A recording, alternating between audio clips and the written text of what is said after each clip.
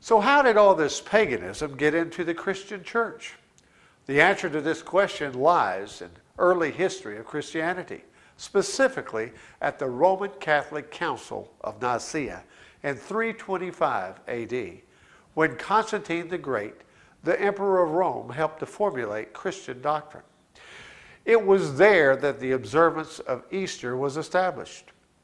The Roman Church had been observing a Sunday resurrection festival for some time, but needed help in setting it as a mandate for all churches. With the power of the Roman Emperor himself, the Catholic Church ordered that Christian churches everywhere adopt this observance. Before this council, the churches in Asia Minor, where the Apostle John had resided, did not acknowledge the ecclesiastical authority of the Roman Church. In fact, years earlier, there was considerable debate between these churches and the church at Rome. These churches had continued in observing the biblical holy day festivals of Passover, unleavened bread, Pentecost, trumpets, atonement, and tabernacles. Early in the 2nd century AD, the Roman bishop attempted to order all Christian churches to keep a resurrection festival, but those in Asia Minor refused.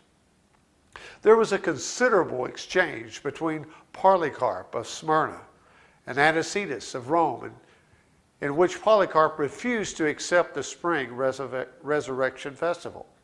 Later in the same century, the Roman Church, under Pope Victor, went after Polygrates of Ephesus, demanding that he direct the Asian churches to keep this festival.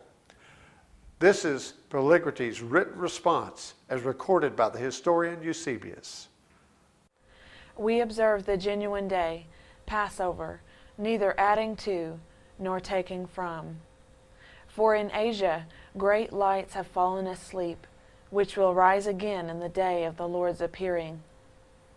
Philip, one of the 12, John, who rested upon the bosom of the Lord, Polycarp of Smyrna. All these observed the 14th day of the Passover, according to the gospel, deviating in no respect, but following the rule of faith.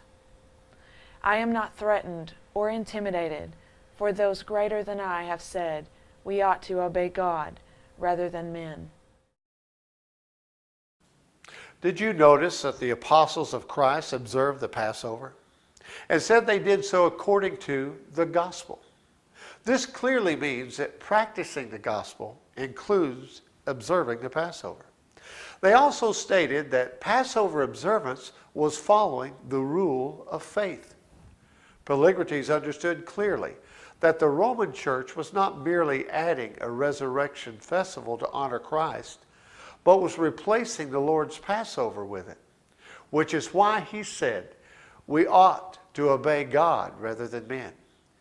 You see, he is plainly saying to keep the Passover is obeying God, and observing a resurrection festival is obeying men.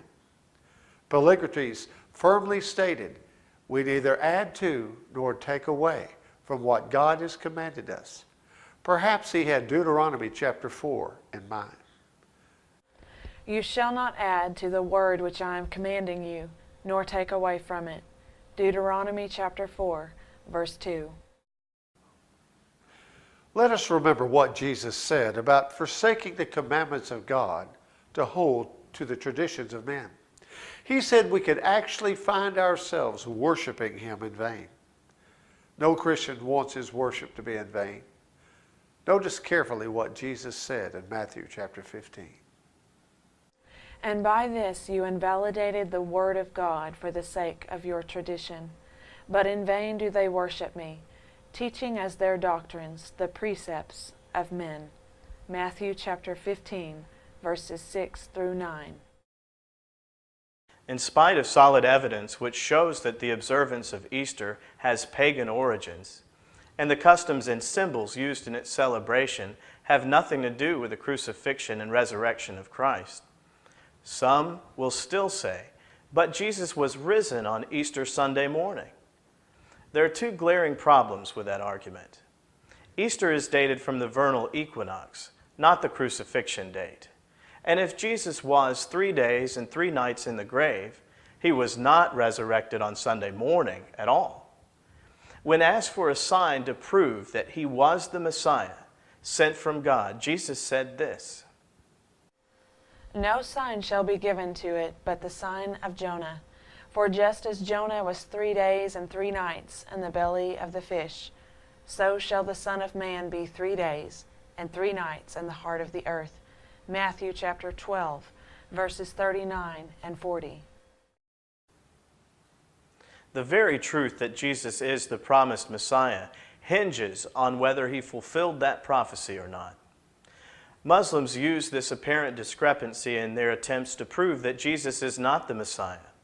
They accept him as a prophet, but not as the Son of God. They vigorously argue that from Good Friday to Sunday morning calculates to 1.5 days in the grave, not 3 days. Now, this is an extremely vital subject because the gospel and Christianity itself breaks down if Jesus is not who he said he was and did not fulfill his own prophecy. The truth is, Jesus was crucified on the Passover. He was the true Passover lamb. For Christ our Passover has been sacrificed. Therefore let us celebrate the feast. 1 Corinthians chapter 5, verses 7 and 8. Did you notice that Christ is our Passover and that Paul was instructing the church to celebrate the Feast of Unleavened Bread? In chapter 11 of this same letter to the Corinthians, he instructs them how to properly observe the Passover. The Corinthians were not Jews, but Gentiles. So it's evident by these scriptures that the early church, both Jews and Gentiles, kept the feasts of God. Now let's not forget what Polycrates wrote to Pope Victor. He said they kept the Passover because the apostles did, and because it was a vital part of the gospel of Christ, and to do so was following the rule of faith. Obviously, the apostles of Christ established a rule of faith which the converts to Christianity were to follow. The Passover, not Easter, was a part of the rule of faith they established.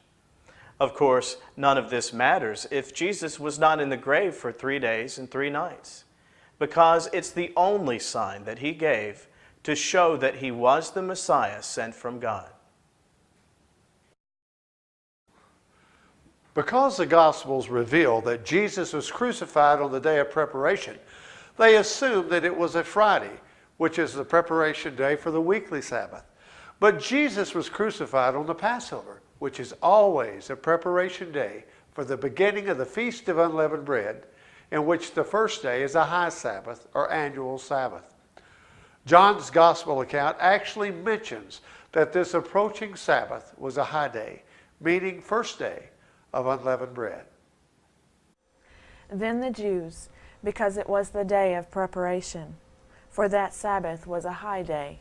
John chapter 19, verse 31. The Passover always occurs on the 14th day of the first month on the Hebrew calendar and can fall on any day of the week. The following day, the 15th of Nisan, would be the first day of unleavened bread, a high Sabbath. On the Hebrew calendars, days began and ended sundown. In 31 AD, when Christ was crucified, it fell on Wednesday.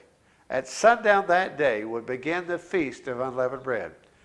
This is why the Jews wanted Jesus dead and off the cross before sundown.